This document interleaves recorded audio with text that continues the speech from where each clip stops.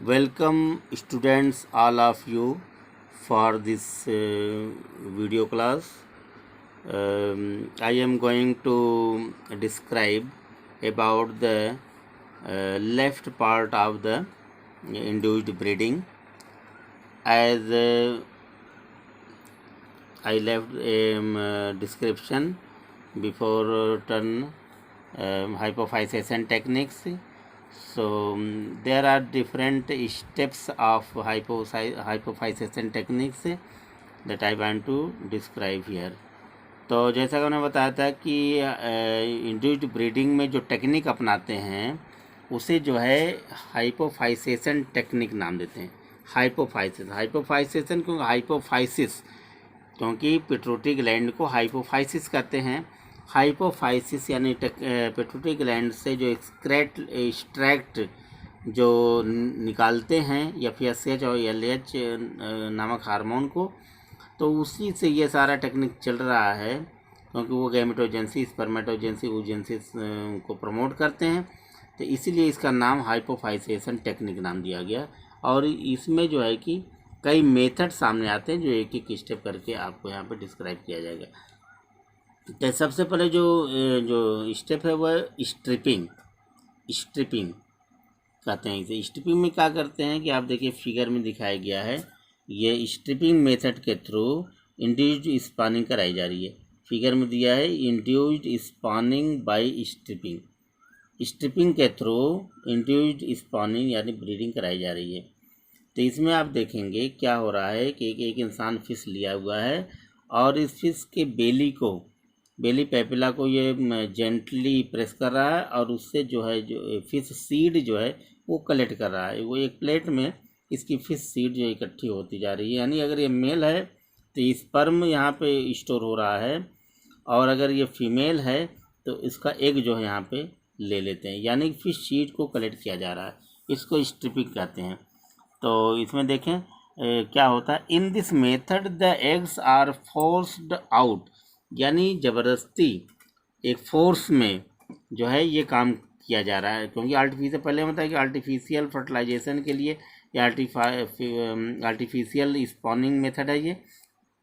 In this method the eggs are forced out of the body by gently massaging the belly of female fish के belly को जो है कि एक force देते हैं, थोड़ा सा दबाते हैं बेली, यानी कि जहाँ से वो belly that part by which animal release the seed belly, और थोड़ा उभरा हुआ भाग होता है वेंट्रल रीजन में, उसी को दबाते हैं तो एक जो भरा हुआ एग होता है वो निकल के बाहर आ जाता है।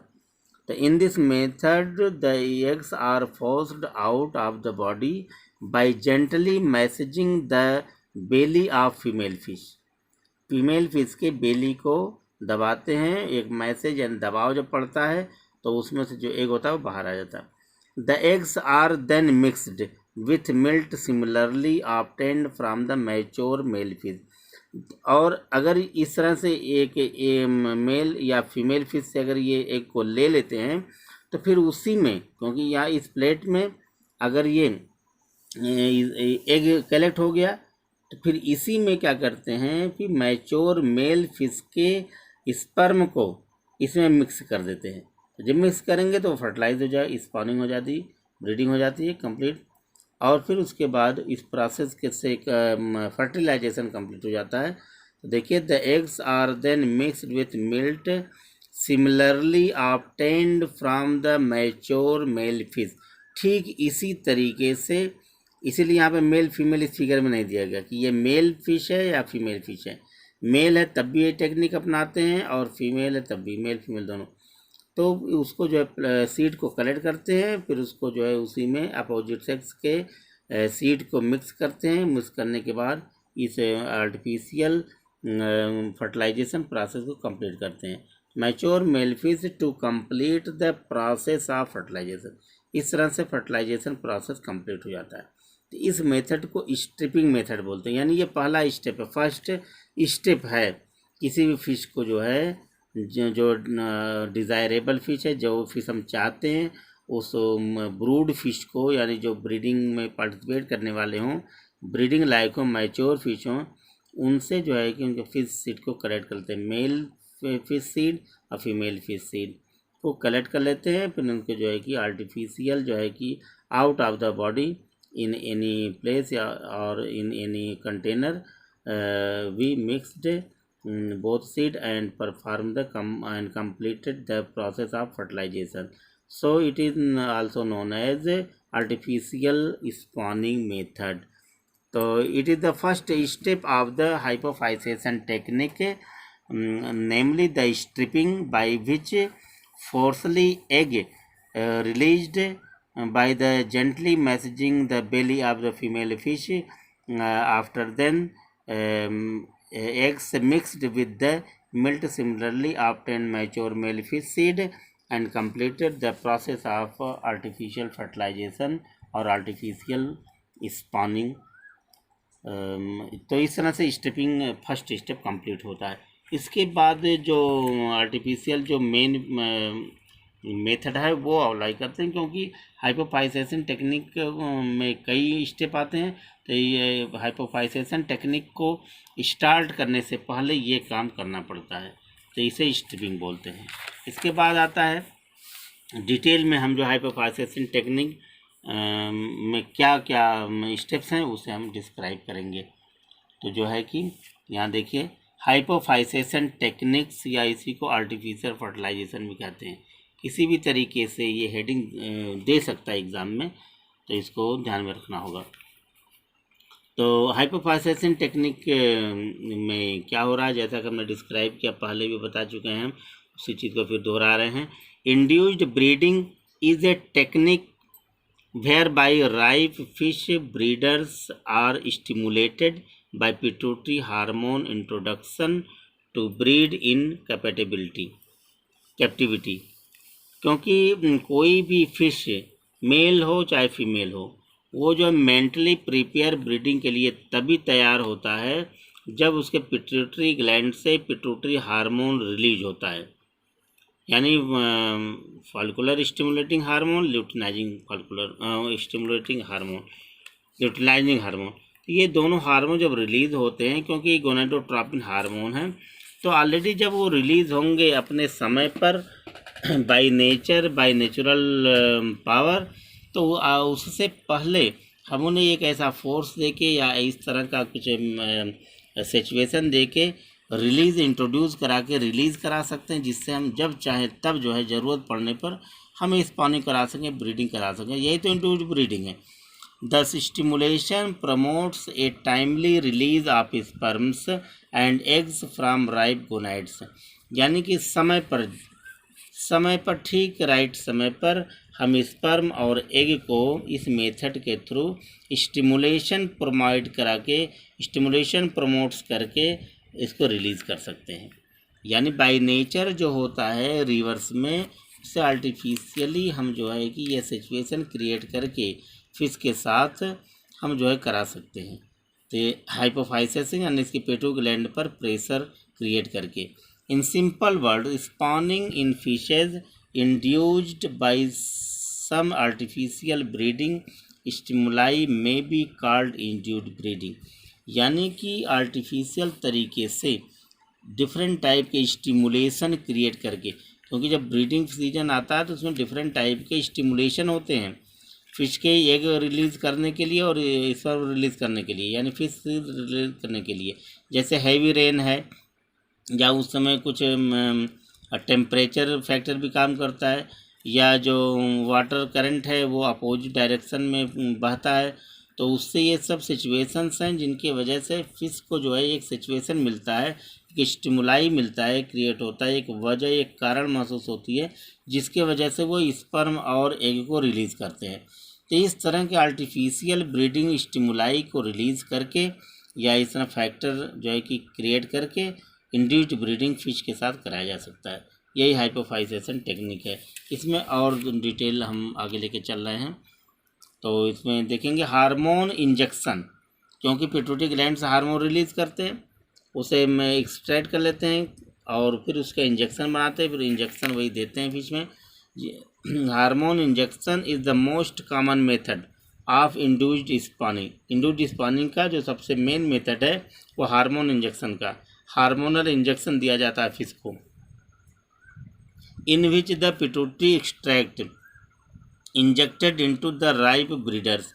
जो रिप्रोडक्टिव ब्रीडर हैं, जो रिप्रोडक्शन में भाग लेने वाले ब्रीडर हैं, जो मैच्योर फिश हैं, उनमें जो है कि पिट्यूटरी एक्सट्रैक्ट को इंजेक्ट करते हैं। बोथ मेल एंड फीमेल, दोनों में, चाहे मेल हो चाहे फीमेल, दोनों को ये पिट्यूटरी इंजेक्शन इंजेक्ट करते हैं। फोर्स देम टू स्पॉन, जिससे कि उसके फोर्सली यही हार्मोन इंजेक्ट करके फोर्सली उन्हें स्पॉन कराया जा सके। Induced spawning of this type depends upon the doses of injection. अब इंड्यूस्ड ब्रीडिंग स्पॉनिंग जो हो रहा है ये dose injection of dose of injection पे भी डिपेंड करता है कि इस फिश को कितना डोज देना है इंजेक्शन का, ये डिपेंड करता है। इसकी जो है कि अलग अलग क्राइटेरिया होती है। The state of maturity of the breeders, जो ब्रीडर है वो किस स्टेट में है, उसकी जो है कि मैच्योरिटी का पैमाना क्या है, वो किस कैटेगरी में है, यानी स्टेट ऑफ मैच्योरिटी ब्रीडर का देखते हैं। एक तो डोज देखते हैं, दूसरा इसका जो है कि स्टेट ऑफ मैच्योरिटी देखते हैं। And environmental factor like the temperature, water, current and rain, और ये भी उसे आर्टिफिशियल तरीके से ये फैक्टर भी क्रिएट कराते हैं, यानी वहाँ पे ये सिचुएशन पैदा करते हैं। वो फैक्टर्स कौन कौन से? इन्वायरमेंटल फैक्टर्स, टेम्परेचर, क्योंकि एक इसके लिए सर्टेन टेम्परेचर होना चाहिए। उस तरह टेम्परेचर जो नदियों में या स्पॉनिंग सेंटर पे होता है, तो उसी तरीके से आर्टिफिशियली ये टेम्परेचर भी उतना होना चाहिए। वाटर करंट होना चाहिए, क्योंकि वाटर करंट से जो है कि ये ब्रीडिंग बहुत अच्छी होती है। और रेन हो, यानी कि जब बारिश का मौसम, क्योंकि इसे कहते हैं बरसात के समय में जो है कि ब्रीडिंग अच्छी होती है फिशेज़ में। तो इस तरह के इन्वायरमेंटल फैक्टर को ध्यान में रखते हुए इंड्यूस्ड ब्रीडिंग कराते हैं, उसमें हार्मोन इंजेक्शन इंजेक्ट करते हैं। तो इसको हम कॉमन मेथड मानते हैं, यही मेन जो है कि इसके फंक्शन है। और इसमें पहले क्या करते हैं, बाद में क्या करते हैं, कौन कौन से स्टेप अप्लाई करते हैं, ये यहाँ पे दिया जा रहा है। खासतौर से हाइपोफाइसेशन टेक्निक से पहले स्टेप हमने दिखाया, लेकिन हाइपोफाइसेशन टेक्निक जब स्टार्ट कर देते हैं तो उसमें सबसे पहले क्या करना होता है ये आपके सामने है। It is completed through following steps, यानी हाइपोफाइसेशन टेक्निक कंप्लीट कैसे होता है, इसमें जो है कि कई स्टेप्स हैं। सबसे पहला जो स्टेप है वो है first step, selection of breeders. क्योंकि ब्रीडर का सिलेक्शन बहुत मायने रखता है, क्योंकि जिस फिश को हम ब्रीड कराने जा रहे हैं वो कौन सा फिश है, कैसा है, उसका क्या इम्पोर्टेंस है, इसको अगर सही ढंग से हम सिलेक्ट नहीं कर पाएंगे तो पूरा का पूरा जो हाइपोफाइसेशन टेक्निक है या मेथड है ये फ्लॉप चला जाएगा। इसलिए इसमें सबसे पहले इस स्टेप में बहुत सावधानी रखते हैं कि सिलेक्शन ऑफ ब्रीडर को ध्यान में रखते हुए उचित अच्छे तरीके के ब्रीडर को सिलेक्ट करते हैं। उसके लिए क्या जो है कि केयर करना होता है वो आपके सामने जो है कि हम दे रहे हैं। तो उसमें जो है देखिए, success of induced spawning depends upon the selection of ripe and healthy breeders. यानी ये इंड्यूस्ड ब्रीडिंग अगर सक्सेस करना है, इसको जो है कि कामयाब बनाना है, तो इसमें सबसे पहली बात जो ज़रूरी है वो selection of ripe and healthy breeders, यानी कि एक ऐसे फिश के सेलेक्ट करना जो राइप हो, यानी रिप्रोडक्शन में भाग लेने वाले हो, यानी मैच्योर हों, पूरी तरह से मैच्योर ब्रूडर हों, और हेल्दी ब्रीडर हों, स्वस्थ हों। ये नहीं कि कहीं किसी डिजीज़ से इफ़ेक्टेड हों या कोई प्रॉब्लम हो उसके साथ हो तो उसको हम ले लें सिलेक्शन में, तो फिर बाकी टेक्निक इतना मेहनत करने पर फिर वो फ्लॉप होगा। इसलिए सबसे बड़ी बात है selection of ripe and healthy breeders, ये ध्यान रखेंगे। These are collected from their natural habitat quite in advance of their breeding season and raised in fertilization pond of the fish farm. अब ये राइप फिश और healthy breeder को जो है collect करना है, तो कहाँ से कलेक्ट करेंगे? इसको कलेक्ट करने के लिए एक नेचुरल हैबिटेट से, जैसे रिवर है, रिवर से हम कलेक्ट करेंगे। जहाँ पे जो फिश अधिक मिलती है उसको जो वहाँ से इकट्ठा करेंगे। They are collected from their natural habitat quite in advance of their breeding season, यानी ब्रीडिंग सीजन से पहले, ब्रीडिंग सीजन आने से पहले पहले नेचुरल साइट से ऐसे ब्रीडर को हम कलेक्ट कर लेते हैं। And raised in fertilization pond of the fish farm, तो जहाँ हमने फिश फार्म बनाया है वहाँ पे फर्टिलाइजेशन का पूरा सेटअप जहाँ तैयार किया है वहाँ पे उसको लाके पहले कलेक्ट कर लेते हैं। तो ये सबसे पहले ही काम करते हैं। और जब ब्रीडिंग सीजन आएगा तो उस समय अगर कलेक्ट करने जाएंगे तो हो सकता है कि पॉसिबल ना हो, ऑलरेडी पहले से पहले जो है नेचुरल साइट से हैबिटेट से ऐसे जो है कि हेल्दी और राइप जो है कि ब्रीडर को सेलेक्ट कर लेते हैं, कलेक्ट कर लेते हैं।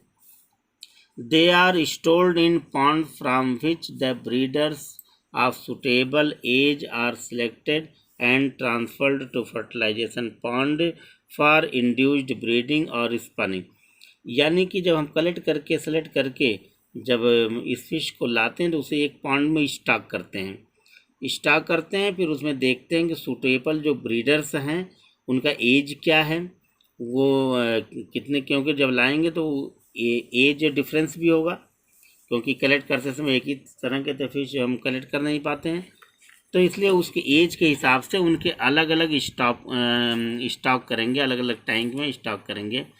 और उसी तरह से उनके फर्टिलाइजेशन पॉन्ड बनाते हैं इंडिविजुअल ब्रीडिंग के लिए।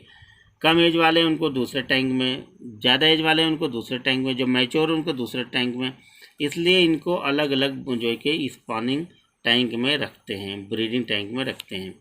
ये ध्यान, सेकंड नंबर पे ये ध्यान रखते हैं। इसके बाद क्या करते हैं, males are required more in number than the female through the quantity and frequency of milk using capacity in greater in them. यहाँ दिया गया males are required more in number than the female, यानी कि female fish से ज़्यादा mail fish की ज़रूरत होती है। तो अगर हम कलेक्ट करते हैं ऐसे फिश को तो अगर फीमेल एक है तो उसके एवज में मेल फिश कम से कम 2, 3, 4 रखना होगा। इस तरह की क्वांटिटी होनी चाहिए। Through the quantity and frequency of milk using capacity is greater in them. और ये भी ध्यान रखना है कि ये जो मेल या फीमेल फिश हैं उनका ऊजिंग कैपेसिटी ग्रेटर होना चाहिए। ऊजिंग कैपेसिटी मतलब उसके बेली को जब दबाएंगे, फोर्स करेंगे तो उनमें से एग या स्पर्म रिलीज होने की कैपेसिटी ज़्यादा हो, उसी को ऊजिंग कैपेसिटी कहते हैं। पता चले उसको आप 1 घंटे से दबाए हुए हैं, अब उसमें से कोई जो है कि न एग न स्पर्म कुछ नहीं निकल रहा है, तो इस तरह का भी ध्यान रखेंगे। ऐसे मैच्योर ब्रूडर को ही रखेंगे, कलेक्ट करेंगे। They are identified by their less protruded bellies and slightly lengthened pseudocopulatory papillae. अब जो नेक्स्ट जो ज़रूरत है वो देखिए ध्यान से, सिलेक्शन ऑफ ब्रीडर्स में they are identified by their less protruded bellies. अभी कैसे पहचानेंगे कि कौन सा ऊजिंग कैपेसिटी वाले जो फिश अच्छे हैं, उसके बेली को देखेंगे।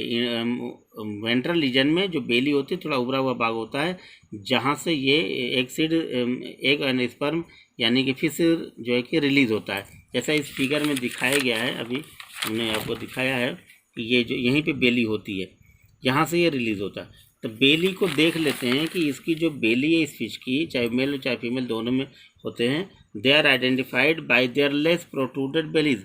अगर उसके जो है कि बेलीज कम प्रोट्रूड है यानी बाहर की तरफ निकले हुए उभरे हुए हैं, या एंड स्लाइटली लेंथेंड या लंबे हैं, सीडो कापुलेटरी पेपली, तो जो कापुलेटरी पेपली है वो लंबाई में जो है कि फूले हुए हैं या उभरे हुए हैं या कम उभरे हुए हैं, इसको ध्यान में रखते हैं। अगर ऐसा है तो उसको जो है कि एवॉइड कर देंगे। ज़्यादा जो है ये सीडो कापुलेटरी पेपली अगर ये उभरे हुए हैं यानी बाहर निकले हुए हैं, प्रोट्रूडेड हैं, तो उसको ही हम जो है कि लेते हैं इसके लिए। Upon processing their bellies they ooze out a white coloured milk.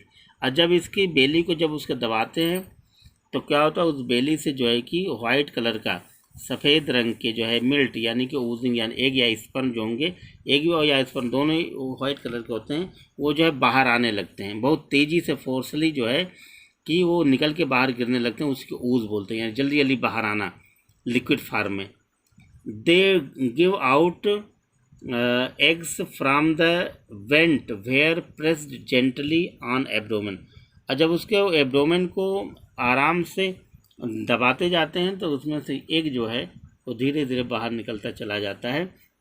किसी एक बर्तन में, एक पॉट में उसे जो कलेक्ट कर लेते हैं और फिर उसके बाद नेक्स्ट प्रोसेस को जो है कि अंजाम देने के लिए आगे जो है कि प्रयास करते हैं। तो ये तो रहा जो है सिलेक्शन ऑफ ब्रीडर्स। इसमें कई बातों को ध्यान में रखना है, इसको आप पढ़ लेंगे। इसके बाद नेक्स्ट वीडियो में हम आपको जो है लेकर के आएंगे रियरिंग ऑफ ब्रीडर्स, और बाकी स्टेप्स जो सामने होंगे उसको हम लेकर के आएंगे। तो इस ऑनलाइन स्टडी के लिए डिस्कस करने के लिए आप सभी स्टूडेंट को बहुत बहुत वेलकम, और नेक्स्ट वीडियो लेकर के हम हाजिर होंगे। ओके।